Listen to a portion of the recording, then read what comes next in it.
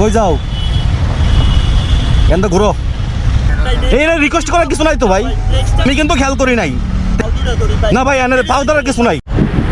আমি আমাদের এই জাদুর শহরটাকে কেন অনিয়মের শহর বলে থাকি, তার প্রধান কারণ হচ্ছে এই রাস্তাঘাট। আপনি যদি দেখেন আমার বাম পাশে 2 লাইন করে দাঁড়ায় আছে সিএনজি এবং প্রাইভেট কার গ্যাস নেওয়ার জন্য। তারপরে 3 নাম্বার লাইন করে দাঁড়িয়ে আছে বড় বড় বাসগুলো, যেগুলো ঢাকার বাইরে থেকে আসছে, হয়তোবা যাত্রী নামাচ্ছে খুব সম্ভবত। তো মোটামুটি রাস্তার 60% চলে গেছে এখানে ওনারা পার্কিংয়ে, আর 40% ছিল আমার এবং বাকি যে গাড়িগুলো চলাচল করতেছে তাদের জন্য। আমি কিন্তু মোটামুটি একটা চাপ খাইয়ে গেছিলাম, আপনারা খেয়াল করে দেখছেন কিনা আমি জানি না, মোটামুটি একটা চাপ খাইয়ে গেছিলাম। যাই হোক, আল্লাহর রহমতে বের হয়ে আসতে পারছি। আচ্ছা, এই যে দেখুন আমার সামনে যা দেখতে পাচ্ছি আমি, বা আপনারা যা দেখতে পাচ্ছেন, আসলে আমি কনফিউজড যে আমি আদৌ কি কোনো রাস্তায় আছি নাকি চলে আসলাম দুবাইয়ের মরুভূমিতে। আবার মাঝে মধ্যে ক্যামেরার দিক থেকে এমনও মনে হচ্ছে যেন না, আমি চলে আসছি উত্তরবঙ্গের খুব প্রত্যন্ত একটা গ্রামীণ অঞ্চলে, যেখানে মাঘ মাসে শীত চলতে আছে, আমি ঠিক শীতের মধ্যে আছি। মানে এমনই মনে হচ্ছে সামনে, কিন্তু না, আসলে আমার যা হয়েছে, আমি ঢাকা সিটিতে আছি, আমাদের মেগা সিটি, আমাদের ইট পাথরের শহর, আমাদের প্রাণপ্রিয় ঢাকা শহর, যা দূষিত শহরের মধ্যে নাম্বার 1 হয়েছে পৃথিবীতে। আমি এই ঢাকাতেই আছি। আমার সামনে যেগুলো ছিল, যেগুলো দেখছেন, সবগুলো ছিল ধুলাবালু। যাই হোক, কিছু করার নাই, এগুলো মেনে নিয়ে আমাদের এই শহরে থাকতে হবে। এগুলো থেকে বাঁচার কোনো উপায় আছে বলে আমার মনে হয় না। যদি আপনাদের জানা থাকে অবশ্যই আমাকে কমেন্ট করে জানাবেন। আমি ছোট মানুষ, আমার ছোট মাথা, এত কিছু নিয়ে ঘাটতে গেলে আমি আবার পরে বিপদে পড়ে যাব। আমি কোনো রকম বিপদে পড়তে চাই না। আপনারা আমার জন্য দোয়া করবেন, আমি যেন সব বিপদ আপদ থেকে মুক্ত থাকতে পারি, আল্লাহ পাক আমাকে হেফাজত করে। তো চলেন, আমি এখন আগে যাব কমলাপুর, ওখান থেকে কাজ শেষ করে খিলগাঁও, তারপর আবার কমলাপুর, তারপর বাসায়। তো আমার সাথেই থাকুন, আজকে রাতের ঢাকাটাকে একটু দেখাবো। কমলাপুরের কাজ শেষ করে আমি এখন রাজারবাগ সিগন্যালে, এখন মোটামুটি একটা সিগন্যাল দাঁড়াতে হবে, জানি না কতক্ষণ দাঁড়াতে হবে, দাঁড়াই, তারপর সিগন্যাল পার হওয়ার পরে কথা বলি। চলেন। সিগন্যাল ছাড়ছে, যাই হোক প্রায় 5-6 মিনিটের মতো এখানে গেল। এখন আমি চলে যাব শাহজাহানপুরের রাস্তা হয়ে খিলগাঁও ফ্লাইওভারের উপর। দূর থেকে দেখা যাচ্ছে যে রাস্তায় অনেক জ্যাম। রাতের বাজে 12টা, এই 12টা বাজে যদি রাস্তায় এত জ্যাম থাকে তাহলে মানুষজন কীভাবে চলাফেরা করবে? দিনের বেলা কী অবস্থা হয়, যারা ঢাকার ভিতরে আছেন তারা তো জানেনই, যারা ঢাকার বাইরে থাকেন তারা একটু ফিল করার চেষ্টা করেন যে ঢাকার শহরের মানুষ, আপনারা তো ভাবেন যে খুব মজা আছে, শহরে বড় বড় বিল্ডিংয়ে থাকে, আসলে কতটুকু সুখে থাকে একটু চিন্তা করে দেখেন যে রাতের 12টা বাজেও জ্যামে বসে থাকতে হয় তাদেরকে। রাজারবাগ সিগন্যালটা পার হয়েছি মোটামুটি 10 থেকে 15 মিনিট হয়ে গেছে। আমি এখনও শাহজাহানপুরে আছি, খিলগাঁও ফ্লাইওভারের কাছাকাছি যেতে পারি নাই। জানি না আর কতক্ষণ লাগবে খিলগাঁও ফ্লাইওভারে উঠতে আর এই জ্যামটা পার হইতে। আর এই জ্যামটা কি খিলগাঁও ফ্লাইওভারের উপরও আছে কি না, নাকি নিচেই শেষ, তাও জানি না। আর জ্যামটা লাগছে কেন তাও আমার জানা নেই। তো আমার তো অপেক্ষা করতে হবে, কিছু করার নাই। এই রাস্তার এক পাশে এসে একই জায়গায় দাঁড়িয়ে আছি মোটামুটি 10 থেকে 15 মিনিট তো হবেই।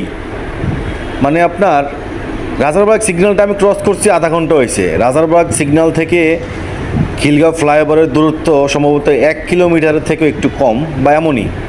তো এই 1 কিলোমিটার রাস্তা আমার যেতে অলরেডি 30 মিনিট চলে গেছে, আর কতক্ষণ লাগবে আমার জানা নেই। তবে আমার অপর দিকে যে রাস্তাটা, মানে আসার রাস্তাটা, ওই রাস্তাটা একদমই ফাঁকা। কিছু কিছু গাড়িতে আমি দেখলাম যে রং সাইড দিয়ে চলে গেল বা যাচ্ছে। তো যারা যাচ্ছে অবশ্যই এরা অন্যায় করতেছে, আমি এটার একদম বিপক্ষে। আরও ফাঁকা থাকলেও আমি রং সাইড কখনো ব্যবহার করব না বা করিও নাই, আপনারা করবেন না। আলহামদুলিল্লাহ, আল্লাহ পাকের অশেষ রহমতে আমি এই যানজটটা থেকে মুক্তি হইতে পারলাম। এই জ্যামটা মানে ফ্লাইওভারের মুখ পর্যন্তই আছে, ফ্লাইওভারের উপরে নেই, অবশ্য নিচ দিয়ে অনেকটাই দেখা যাচ্ছে জ্যাম আছে। যাই হোক, এবার ফাঁকা পাইছে, আমি আমার কাজে চলে যাই। এবার কাজ শেষ, এবার রওনা দিলাম।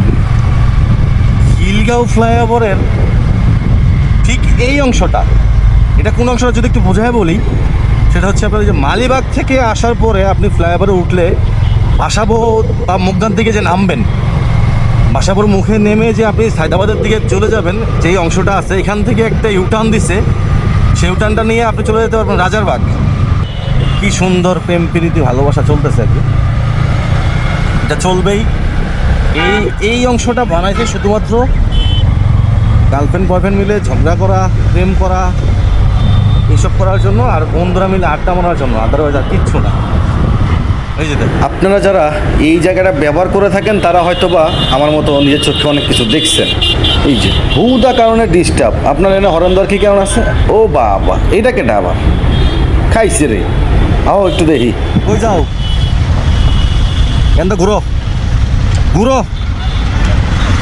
ঘুরো ঘুরো।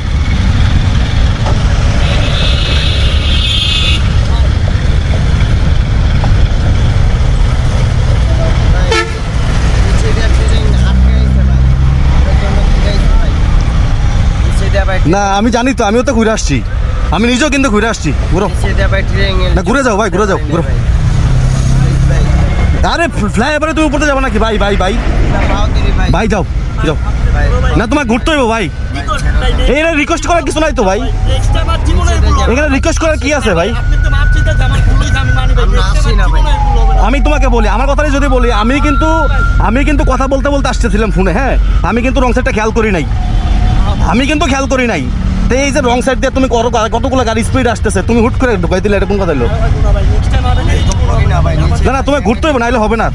তুমি ঘুরো ভাই, নাহলে আমি কিন্তু সারাদিন ডাকবো। তুমি ঘুরবো, আমি নাহলে সারাদিন ডাকবো। না ভাই, এনে পাও দেওয়ার কিছু নাই। আমরা এসব করি না ভাই, আমরা এরকম কখনো করি না ভাই। ভাই আজকে আমার 12টা বাজে গেটটা বন্ধ করে আপনাদের ভাই, আপনি কইছিলেন বৈশা, আপনি কোথায় বসেছিলেন? আপনার নিজের জীবনের বিরামত্ব নাই, আমি একটা গাড়ি যদি মাইরা দেয় তাহলে তো গাড়িটা নিচে পড়ে যাবো। আপনারা যদি সেফ থাকেন তাহলে তো পারবেন না রে ভাই, সেফ থাকার চেষ্টা করেন, যাও। আর ভাই এদিক দ্বার আসবে না, প্রমিস করো, প্রমিস। ঠিক আছে।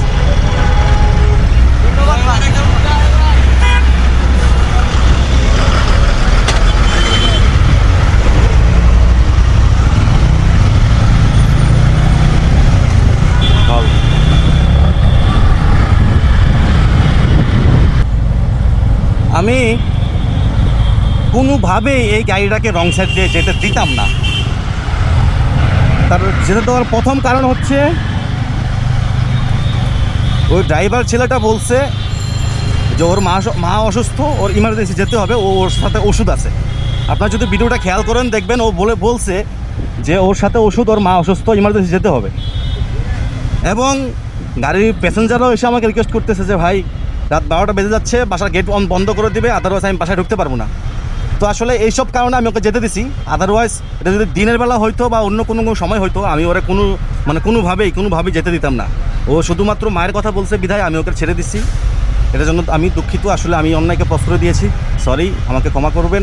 আপনারা হয়তো বলতে পারেন যে এটা আমার উচিত হয়নি, আমি যেহেতু আটকাইছিলাম, দরকার ছিল ওরা ফেরত পাঠানো। যাই হোক, ও শুধুমাত্র মায়ের কথা বলাতে আমার মনটা নরম হয়ে গেছে, তাই যেতে দিচ্ছি। কারণ নিচে প্রচণ্ড জ্যাম ছিল, আমি নিজেও এদিক দিয়ে গেছি একটু আগে, যে কারণে আমি জানি যে প্রচণ্ড জ্যাম ছিল ওই জায়গাটা দিয়ে। যাই হোক, আমরা যারা এইসব গাড়িগুলো ব্যবহার করে থাকি, আমাদের উচিত যে আমাদের একটু সময় বাঁচানোর জন্য হয়তো বা ড্রাইভাররা এই কাজগুলো করে থাকে। ও একটা ট্রিপ বেশি মারতে পারবে এবং আমাদের একটু সময় বাঁচবে, তাই হয়তো বা এই অন্যায়টাকে আমরা প্রশ্রয় দিয়ে থাকি চুপচাপ। কিন্তু না, একটা বিপদ আপদ যদি হয়ে যায়, শুধু যে ও একা মারা যাবে তা তো না, আমরা নিজেরাও মারা যাব, আমাদের নিজেদেরও ক্ষয়ক্ষতি হতে পারে, যানবাহনের ক্ষয়ক্ষতি হতে পারে। তাই আমাদেরও উচিত সতর্ক থাকা, আমাদেরও উচিত এগুলোকে প্রশ্রয় না দেওয়া। আমরা সবাই যদি সচেতন থাকি তাহলেই পাবো সুন্দর একটি ঢাকা, সুন্দর একটি নগর, সুন্দর একটি দেশ।